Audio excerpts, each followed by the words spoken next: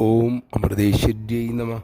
അമ്മയ്ക്ക് ചുറ്റും പറന്നു കിടക്കുന്ന നിഷ്കളങ്ക ബാല്യങ്ങൾ, പൂർവ്വജന്മ സുഹൃതഫലം.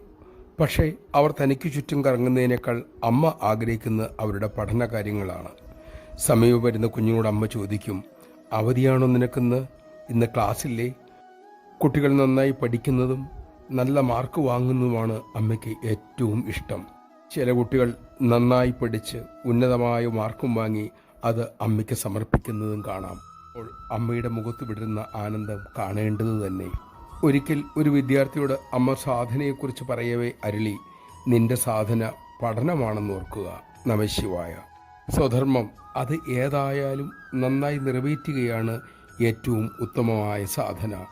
സ്വധർമ്മേ നിധനം ശ്രേയ പരധർമ്മോ ഭയാവഹ എന്ന ഗീതാവചനം ഓർക്കൂ.